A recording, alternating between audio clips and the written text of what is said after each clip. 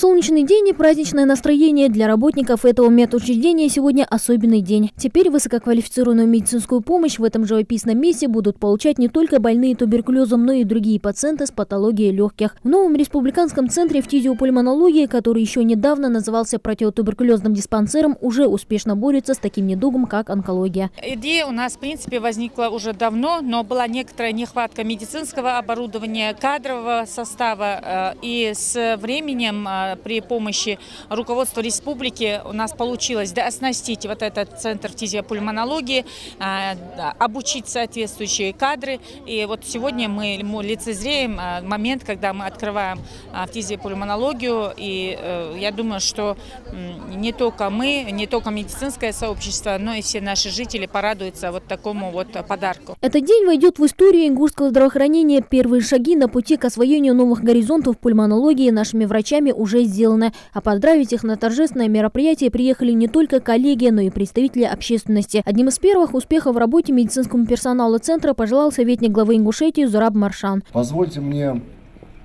со всей душой от имени администрации главы Республики Ингушетия и от себя лично поздравить вас с этим замечательным открытием.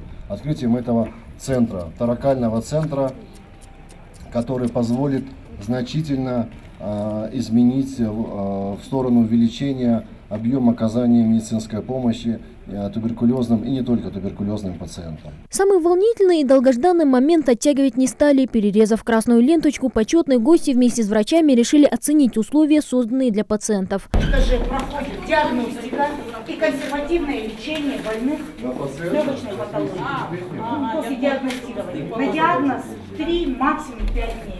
У нас есть лаборатория, есть компьютерный томограф, рентген, все для больных. На протяжении нескольких лет ингушские фтизиатры трудятся бок о бок с доктором медицинских наук, профессором фтизиопульмонологии Дмитрием Гиллером.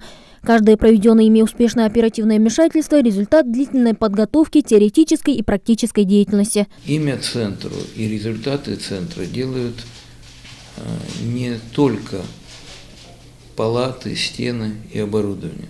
В первую очередь делают квалифицированные люди. Я потратил более 10 лет на подготовку тех хирургов, которые будут работать в этом центре. И я уверен в том, что они с поставленной задачей справятся. Несмотря на то, что официально Центр фтизиопульмонологии открылся только сейчас, работу в этом направлении здесь ведут уже больше года. Причем, если вначале врачи проводили операции на легкие только больным туберкулезом, то сейчас они успешно оперируют любых пациентов с легочной патологией. У нас появилась еще одна палата интенсивной терапии. Совместно это реанимационное отделение у нас на 6 коек. То есть мы разделили 2 палаты на больных послеоперационных туберкулезных больных и палата для больных с неспецифическими болезнями. Результаты успешного оперативного вмешательства налицо. Довольные пациенты делятся ощущениями после операции. Али Измайлов признается, буквально за пару дней улучшилось не только его здоровье, но и поменялось отношение к жизни. Давило на ребро. Пятнышко обнаружили, когда я сделал рентген. И вот с этого началось мое лечение. Есть шанс хорошо все прооперировать. Здесь и воздух чище, и стены родные. Уже второй год ингушские пациенты получают высококвалифицированную помощь, не выезжая за пределы республики. Несмотря на большой багаж знаний и огромную работу, проделанную по освоению новой отрасли здравоохранения, врачи-фтизиатры готовы покорять в этой сфере новые вершины. Результаты более чем положительные по сравнению со статистическими данными по России.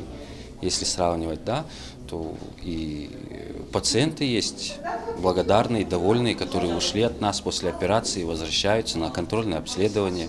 Многих встречаешь на улице, которых ничего не беспокоит, никаких проблем нету с легкими, живут они довольно-таки полноценной жизнью. Отныне стены этого учреждения будут посещать больные не только со всей республики, но и из других регионов. Поэтому вместе с открытием Центра фтизиопульмонологии у ингушских фтизиатров появились не только новые возможности, но и задачи, к решению которых каждый из медиков должен отнестись со всей ответственностью.